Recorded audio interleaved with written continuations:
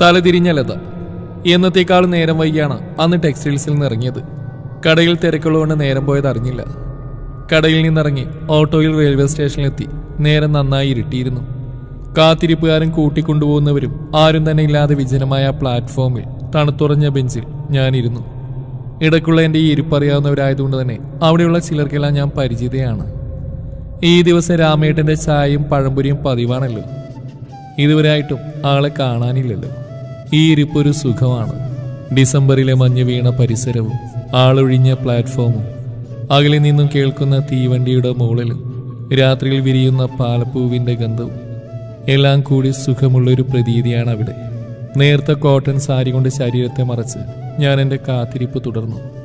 Train അന്ന് നേരം വൈകിയാണ് എത്തുന്നതെന്ന് അറിയിപ്പ് കേട്ടു. എത്ര വേണ്ട എന്ന് വെച്ചാലും ഒറ്റയ്ക്കിരിക്കുമ്പോൾ ആ പഴയ ഓർമ്മകൾ കൂട്ടിന് വരും. പഴയ ഓടിട്ട ആ സ്കൂളും പുക വരക്കുന്ന കഞ്ഞിപ്പുരയും വിശാലമായ കളിസ്ഥലവും പൂക്കളാൽ നിറഞ്ഞു നിൽക്കുന്ന പൂന്തോട്ടവും നനഞ്ഞ് പൊട്ടിപ്പൊളിഞ്ഞ വരാന്തകളും കലവില കൂട്ടുന്ന ക്ലാസ് മുറികളും അവക്കൊക്കെ ഇടയിൽ മുടി പിന്നിയിട്ട് കരിമ്പനടിച്ച യൂണിഫോമും ഇട്ട് കറുകറുത്ത ഒരു പെൺകുട്ടി ലത. കൂട്ടുകൂടാൻ ആരുമില്ലാത്ത, കളിക്കാൻ ആരുമില്ലാത്ത ഒരു പാവം പെൺകുട്ടി. ചെറുപ്പത്തിൽ അച്ഛനും അമ്മയും ഇല്ലാതെ ഒറ്റപ്പെട്ടു പോയ അവളെ ഏറ്റെടുക്കാൻ രണ്ട് കൈ നീട്ടി അമ്മാവന്മാരുണ്ടായിരുന്നു. മകന്റെ പെണ്ണാണെന്ന് പറഞ്ഞ് വല്യമ്മാവൻ കൂട്ടിക്കൊണ്ടുവരുമ്പോൾ അടുക്കളയിലെ ഒരു ജോലിക്കാരിയും തന്റെ മേലുള്ള സ്വത്തുമാണ് ലക്ഷ്യമെന്ന് ആ പൊട്ടിപ്പെണ്ണിന് അറിയില്ലായിരുന്നു. ഗൾഫിലുള്ള മനുവേട്ടനെ സ്വപ്നം കണ്ടു ഒത്തിരി. ഒരു കാക്കക്കറമ്പി കാണുന്നതിന് മുകളിൽ. അർഹതയില്ലെന്ന് ആരും പറഞ്ഞില്ല. കൂടെ നിന്ന് പ്രോത്സാഹിപ്പിക്കുകയാണ് ചെയ്തത്. തലതിരിച്ചെഴുതിയ ലത, അപ്പൊ തലതിരിഞ്ഞ ലത. ക്ലാസ് മുറിയിൽ കേട്ട ആ ശബ്ദത്തിന്റെ അവകാശികൾ രണ്ടാമത്തെ അമ്മാവന്റെ മക്കൾ തന്നെയാണ്. കൂടെ ചിരിക്കാൻ ക്ലാസ് മുഴുവൻ കൂട്ടിനുണ്ടായപ്പോൾ കണ്ണിൽ നിന്ന് വീണ കണ്ണുനീർ മണ്ണിൽ അലിയുന്നത് കാണാൻ ഞാൻ മാത്രമേ ഉണ്ടായിരുന്നുള്ളൂ.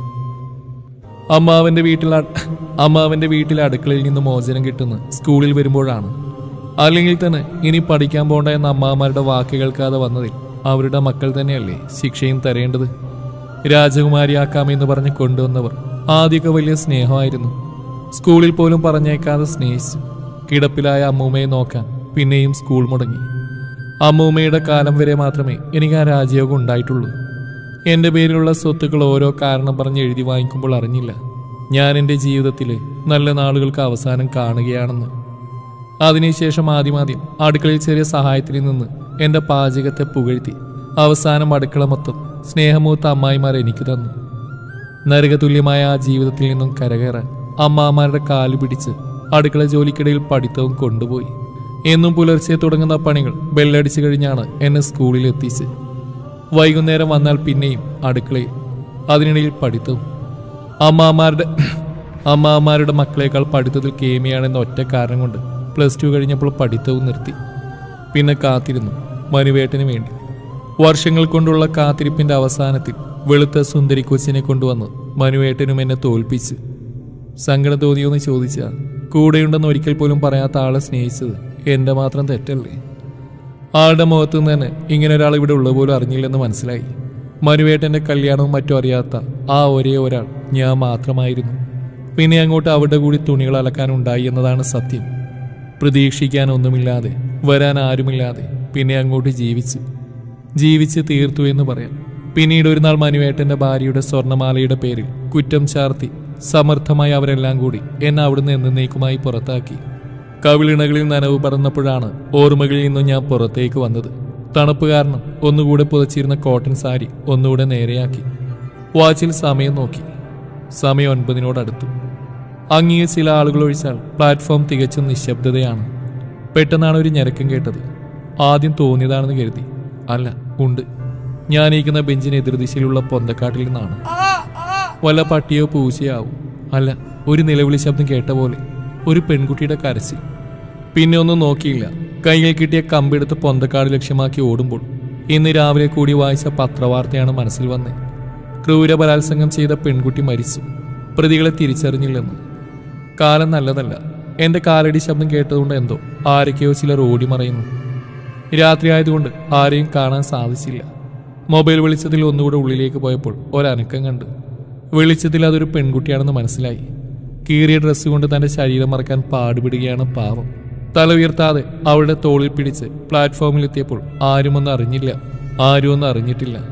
അല്ലെങ്കിലും ആർക്കാ അതിനൊക്കെ നേരം? മുഖം കഴുകിയ വെളിച്ചത്തിൽ അവളെ കണ്ടപ്പോൾ തലക്കുള്ളിൽ 1000 വണ്ടുകളുടെ മൂളൽ. ഈ ജന്മത്തിൽ ഇനി ആരെയൊക്കെ കാണരുതെന്ന് വിചാരിച്ചു അവരുടെയൊക്കെ മുഖങ്ങൾ കണ്ണിൽ മിന്നിമറഞ്ഞു. മുന്നിൽ നിൽക്കുന്ന വ്യക്തി എനിക്ക് അത്രയ്ക്ക് പ്രിയപ്പെട്ടവളാണ്. മനുവേട്ടൻ്റെ ഭാര്യ. ഇഷ്ടം തോന്നി കടയിൽ നിന്നെടുത്ത ഡ്രസ്സ് അവൾക്ക് നാണം മറക്കാൻ കൊടുത്തപ്പോൾ ഒന്നും മിണ്ടാതെ അതും വാങ്ങി അവൾ ബാത്റൂം ലക്ഷ്യമാക്കി പോയി. പണ്ട് കള്ളം പറഞ്ഞ ആഭരണത്തിന്റെ പേരിൽ എന്നെ തല്ലി പറഞ്ഞയച്ച ആളിന്ന് എന്റെ കയ്യിൽ നിന്ന് എന്റെ ഡ്രസ്സ് തന്നെ വാങ്ങി നാണം മറക്കുന്നു. ദൈവത്തിന്റെ ഓരോ കളികൾ. ഡ്രസ്സ് മാറ്റി വന്ന് എന്റെ അടുത്തിരുന്നപ്പോൾ എന്തുകൊണ്ടോ അവളുടെ തല താഴ്ന്നതിനിരുന്നു. ഒളിച്ചോട്ടായിരുന്നു. ഒരു കുഞ്ഞിനെ തരാൻ മനുവിന് കഴിവില്ല. ഇഷ്ടപ്പെട്ട് കല്യാണം കഴിച്ച് തന്നെയാണ്. നിന്റെ കയ്യിൽ നിന്ന് കിട്ടിയ സ്വത്തിനു വേണ്ടി എല്ലാവരും തല്ലിപ്പിരിഞ്ഞു.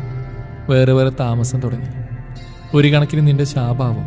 എല്ലാവരും അസുഖം കൊണ്ട് കടം കൊണ്ട് ഒത്തിരി അനുഭവിച്ചു. കാണാൻ പോലും കിട്ടാത്ത മനുവിൻ്റെ സ്ഥാനത്ത് ഞാൻ പുതിയ കൂട്ട് തേടി. അല്ലെങ്കിലും ഒരിക്കലും അച്ഛനാവാത്ത ആൾക്കൊപ്പം ഞാനിങ്ങനെ ജീവിക്കും. അവസാനം എല്ലാത്തിനും പ്രതിവിധിയായി പണിക്കർ പറഞ്ഞു ഇവിടെയുള്ളൊരു ക്ഷേത്രത്തിൽ ഒരാഴ്ച ഭജന ഇരിക്കാൻ. അല്ലെങ്കിലും ദൈവത്തെ മാത്രം വിശ്വസിച്ച് ജീവിക്കുന്നവർക്ക് ഇതൊരു കച്ചിത്തുരുമ്പായിരുന്നു. എല്ലാവരും തിരിച്ചിട്ടുന്ന സൗഭാഗ്യം ഓർത്ത് പിന്നെ ഒത്തുകൂടി ഇങ്ങോട്ട് പോന്നു. അന്നേ ദിവസം തന്നെ ഒളിച്ചോടെ ഞാൻ തീരുമാനിച്ചു. വൈകുന്നേരം ഒരു കത്തെഴുതി വെച്ച് അമ്പലത്തിൽ നിന്ന് ആരും കാണാതെ പോകുന്നതാ. കൂടെ വന്നപ്പോഴാണ് അറിഞ്ഞത് കൂട്ടുകാർക്കും കൂടി കാഴ്ചവെക്കാനാ എന്നെ കൊണ്ടുവന്നെന്ന്. അവരുടെ കയ്യിൽ നിന്ന് ഓടി രക്ഷപ്പെട്ടു വന്ന് ഇവിടെയാ. പിന്നെയൊക്കെ അറിയാലോ. ഒറ്റ ശ്വാസത്തിൽ അതൊക്കെ കേട്ടപ്പോൾ ഞാൻ ഏതോ സ്വപ്നം കണ്ട പോലെ തോന്നി. ഒരിക്കലും ആരെയും വെറുക്കുകയോ ശപിക്കുകയോ ചെയ്തിട്ടില്ല. അതിന് കഴിയുകയുമില്ല. ഫോൺ കൊടുത്ത് അവരെ ഇങ്ങോട്ട് വിളിക്കുമ്പോൾ എന്തോ ആകെ ശരീരം തളരുന്ന പോലെ തോന്നി. വർഷങ്ങൾ കുറേയായില്ല എല്ലാവരെയും കണ്ടിട്ട്. കുറച്ച് സമയം കഴിഞ്ഞ് കാലടികളുടെ ശബ്ദം കേട്ടപ്പോൾ എല്ലാവരും വന്നു എന്ന് മനസ്സിലായി. അവളെ ചീത്ത പറഞ്ഞു തിരിഞ്ഞ് എന്നെ അവിടെ കണ്ടപ്പോൾ എല്ലാവർക്കും ആദ്യം ഒരു ഷോക്കായിരുന്നു. കാര്യം അവൾ തന്നെ പറഞ്ഞു. അമ്മാമാരുടെയും അമ്മായിമാരുടെയും ക്ഷമ പറച്ചിൽ കഴിഞ്ഞ് അടുത്തു വന്ന മനുവേട്ടൻ സുഖമാണ് എന്നൊരു ചോദ്യം. ഒത്തിരി എന്ന് ആ കണ്ണിൽ നോക്കി പറഞ്ഞപ്പോൾ എവിടെയോ ഒരു നഷ്ടബോധം മിന്നിമാഞ്ഞ പോലെ. കുറച്ച് മാറി നിന്നാലോ എന്ന് മനുവേട്ടൻ പറഞ്ഞപ്പോൾ ആദ്യമൊന്നും മടിച്ചു, പിന്നെ പോയി. എവിടെയായിരുന്നു ഇത്രയും കാലം? അന്ന് ഇങ്ങോട്ടാ പോയി. ഞങ്ങൾ കുറെ അന്വേഷിച്ചു എന്ന് വെറുതെ ഒരു ശല്യം ഒഴിവായെന്നേ നിങ്ങൾ കരുതും. നിന്നെ ഞാൻ മോഹിപ്പിച്ചു എന്ന് കരുതുന്നുണ്ടോ അല്ലേ? ഇല്ല മനുവേട്ട, ഞാനാണ് അർഹതയില്ലാതെ മോഹിച്ചത്. കൂടെ പഠിക്കുമ്പോൾ തന്നെ ഇഷ്ടമായിരുന്നു എനിക്ക് അവള്. അവളുടെ അച്ഛനാണ് എന്നെ ഗൾഫിൽ കൊണ്ടുപോയത്. അവരുടെ ഫാമിലിയായിട്ട് കഴിയുക. അവൾ ഇവിടെ എല്ലാം സമ്മതത്തോടെ വിവാഹം കഴിച്ചതിന് ശേഷമാണ് എൻ്റെ പേരും പറഞ്ഞ് നിന്നെ കൊണ്ടുവന്ന വിവരം ഞാൻ അറിയുന്നത്. സ്വത്ത് കിട്ടിയാൽ നിന്നെ ഒഴിവാക്കാം, എന്നിട്ട് മതി നാട്ടിലേക്കെന്ന് പറഞ്ഞു. അന്ന് നിങ്ങൾ ഇറക്കി വിട്ടപ്പോൾ കയറി ചെല്ലാൻ ഒരു സ്ഥലം കൂടി ഇല്ലാതെ അലഞ്ഞ് ഞാൻ ഒത്തിരി മാനം കയ്യിൽ പിടിച്ച് ഓടി തളർന്നു. ഒരു ദിവസം ഒരു വണ്ടിയുടെ മുമ്പിൽ ചാടി മരിച്ചില്ല. ആരുമില്ലാത്തവളാണെന്ന് അറിഞ്ഞപ്പോൾ ഹോസ്പിറ്റലിൽ നിന്ന് അവിടെ കൂടെ വീട്ടിലേക്ക് കൊണ്ടുവന്നു. കേരളത്തിലെ വസ്ത്രവ്യാപാര രംഗത്ത് മുന്നിൽ നിൽക്കുന്ന ഒരു കുടുംബത്തിൽ ഇളയ മകനും അമ്മയായിരുന്ന ആ വണ്ടി. എന്നോ നിർത്തി എൻ്റെ പഠനം പൂർത്തിയാക്കിപ്പിച്ചു. അവരുടെ ഇവിടുത്തെ കടയിൽ ജോലിയും തന്നു. ഇപ്പം ഇവിടെയാണ്. അപ്പോഴാണ് അവരെല്ലാവരും ഞങ്ങളുടെ അടുത്തേക്ക് വന്നത്. മൂത്ത അമ്മാവൻ തന്നെ തുടക്കമിട്ടു. പണ്ട് ചെയ്തതിന് പരിഹാരമില്ലാന്നറിയാം. ഇപ്പൊ തന്നെ നീ ഞങ്ങളുടെ കൂടെ വരണം. ഞങ്ങളുടെ കൂടെ ഇനി അവിടെ ജീവിക്കാം. മനുവിന്റെ പെണ്ണായി ഇനിയുള്ള കാലം. ദൂരെ പാലത്തിൽ നിന്ന് ട്രെയിൻ വരുന്ന ശബ്ദം കേട്ട് ഞങ്ങൾ അങ്ങോട്ട് നോക്കി. ഞങ്ങൾക്ക് അടുത്തെത്തിയ ട്രെയിനിൽ നിന്ന് കുറച്ച് ആളുകൾ ഇറങ്ങി. ഇന്നിത്തിരി നേരം വൈകി. അതിനെന്റെ പത്നിന് മുഖം വീർപ്പിച്ച് പൊട്ടിക്കണ്ട.